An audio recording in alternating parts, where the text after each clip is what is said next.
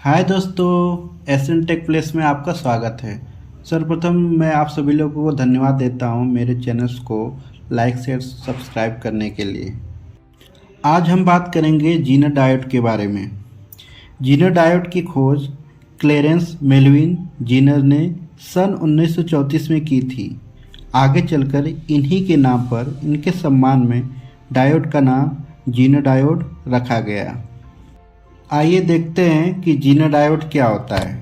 Zener diode एक विशेष प्रकार का डायोड है जिसे इस तरह बनाया जाता है कि यह रिवर्स बायस में भी एक निश्चित वोल्टेज पर करंट को प्रवाहित करने लगता है, जिसे जीनर वोल्टेज कहते हैं। जीनर डायोड को वोल्टेज रेगुलेटर के रूप में प्रयोग किया जाता है। यह तब तक करंट को रोकता है जब तक वोल्टेज उसकी निर्धारित सीमा जीनर वोल्टेज से कम हो। जैसे ही वोल्टेज उस सीमा से अधिक होता है, यह करंट को प्रवाहित करने लगता है और वोल्टेज को कांस्टेंट रखता है। Working principle of Zener diode. Zener diode के वर्किंग प्रिंसिपल को हम स्टेप वाइज समझते हैं।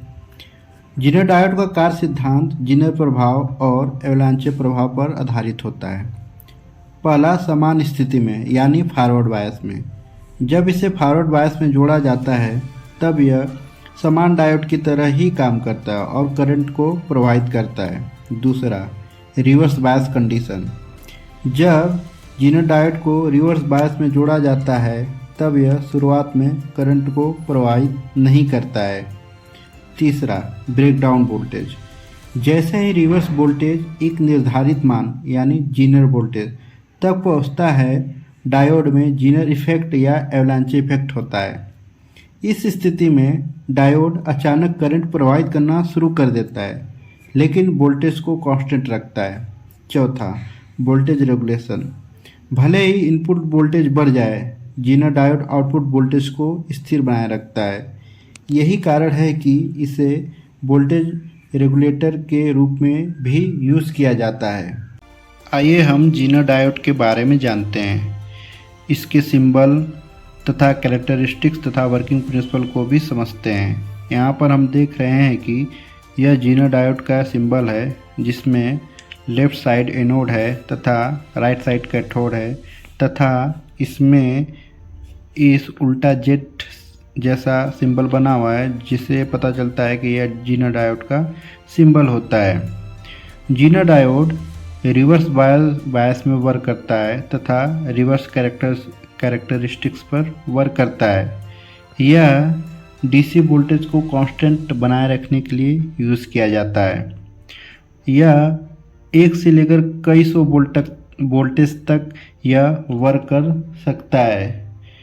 अगर जीनर डायोड में रिवर्स करंट का मान में चेंजेस होता है तब भी यह इसके क्रॉस वोल्टेज कांस्टेंट रहता है। इसके इसी गुण के लिए इसको पर्पस में या सर्किट या पीसीबी में यूज़ किया जाता है। हम जीनर डायोड के कैरेक्टरिस्टिक्स को समझते हैं।